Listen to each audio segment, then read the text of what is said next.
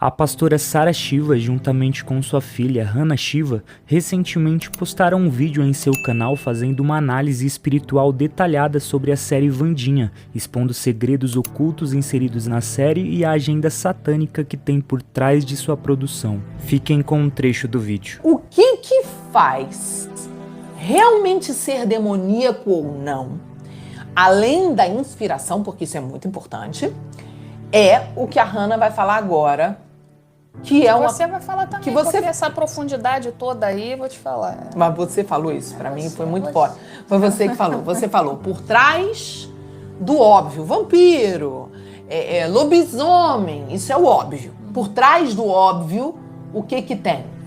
O que tem por trás do óbvio? Tem uma criança. Um diretor, um roteirista, que vai jogar um produtor, uma produtora, uma empresa produtora que quer, através desse filme, implantar uma crença numa geração. Tá todo mundo entendendo isso? E isso tudo coopera com uma agenda, né, satânica, que é uma agenda que a gente está vendo acontecer, tá? Que leva as pessoas a tomarem raiva daqueles que são da parte espiritual. Então a gente estava assistindo, eu falei, um filmezinho de terror leve, suspense com terror leve, infanto-juvenil, de repente... O filme, ele se passa basicamente em dois cenários. Um é a escola... O filme não, a série. Desculpa, a série se passa em dois cenários. Um é a escola, que é a Escola Nunca Mais, né? Uhum. Que é meio que uma imitação meio de Hogwarts, né? Aquela coisa, é bem... Aliás, Hogwarts é a escola do Harry Potter. Aliás, várias coisas pareciam imitação direta do Harry Potter. Do Harry Potter. Parece que usaram a mesma fórmula. Um é essa escola e o outro é uma cidade que fica... A escola fica dentro dessa cidade que se chama Jericó. Isso. Essa cidade que se chama Jericó é uma cidade que tem uma história dentro da série. Foi formada por um grupo que dá a entender que era um grupo cristão. Dá a entender que eles eram religiosos. Antigo, né? Muito antigos, em 1800, 1700, 1800. E dá a entender que esse grupo, tá, tinha um líder, né? Dá a entender que ele era um pastor. Dá a entender que ele era um pastor pela roupa característica dele, roupa de pastor daquela época. Eles têm uma aparência meio que lembra os Amish de hoje em dia, né? Tipo, bem conservadores. Bem conservadores. E eles são a figura dos cristãos dentro da série. Uhum. E o que acontece dentro dessa situação, dessa narrativa ali? No meio da série, ela começa a ter visões. A mãe dela, que é a Mortícia Addams, é uma bruxa, tá? Ela vem de uma linhagem de bruxas e a mãe, na mesma idade dela, tinha visões espirituais, começou a ter visões espirituais. A visão da mãe abriu, a mãe teve visões espirituais, passou a ter visão aberta. E ela começa a ter a mesma manifestação da visão espiritual que a mãe tinha na mesma idade. Isso é o que vai acontecendo dentro da narrativa da série. De repente, ela tem uma experiência como se fosse um arrebatamento para o passado, uma visão espiritual, que ela entra como se fosse num túnel do tempo e ela vai lá no passado e descobre que a ancestral dela foi uma bruxa que ia ser queimada viva por esse grupo de cristãos e esse cara que era o tal pastor que liderava todo mundo. Ele perseguia o grupo dos diferentões. Os diferentões eram os bruxos, os lobisomens, os vampiros. As pessoas que tinham poderes paranormais, sobrenaturais e tal. Então, esse grupo de religiosos perseguiam eles. Presta atenção que o que vai ficar na cabeça das crianças, o que vai ficar na cabeça dos adolescentes a nível inconsciente, não é o vampiro.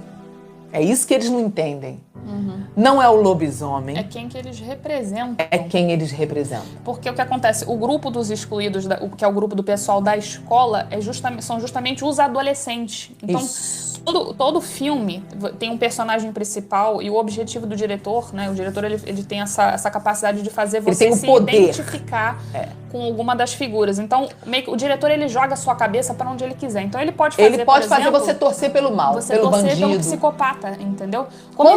Existe série, por exemplo, de uma série anos atrás que narrava a história de um serial killer. Isso.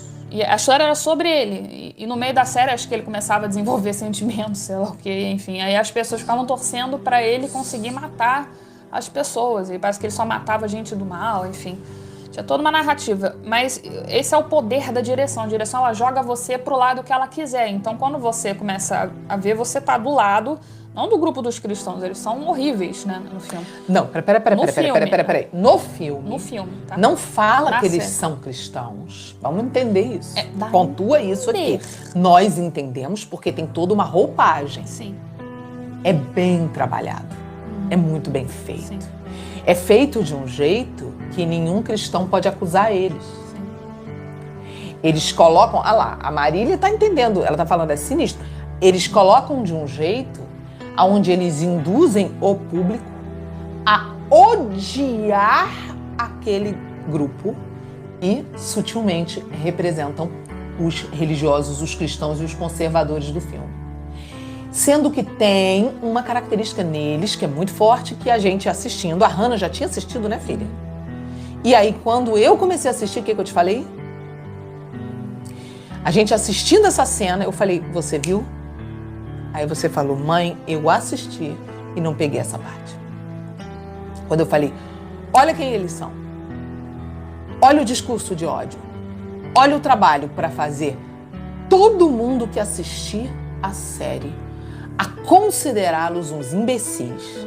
Porque eles pintaram os personagens deles como hipócritas, falsos, odiosos, ignorantes, raivosos, preconceituosos. Aí você falou o que pra mim? Eu não tinha percebido quando eu assisti. Eu falei, olha a roupa do cara, não foi? É porque na minha cabeça, quando eu assisti, porque pra mim é muito óbvio a nível superficial de que crente não é assim, né? Então, passou completamente desapercebido. Depois é que a gente assistindo junto, que você começou a falar, eu falei, meu Deus... Em nenhum momento nem passou pela minha cabeça que isso realmente simbolizava a gente, né? Assim como muitos pais ou muitos jovens, filhos, filhas podem assistir e não pela cabeça. Sim, porque você não se identifica com esse grupo na série. Você se identifica, né? O diretor te leva a se identificar com a Wandinha, né? Com os alunos. Isso. O poder de um diretor de filme, para quem não está entendendo o que a gente está falando, isso é muito profundo. O poder de um diretor de filme é que existem técnicas na direção para fazer com que quem está assistindo torça, fique do lado de quem o diretor quiser. Sim.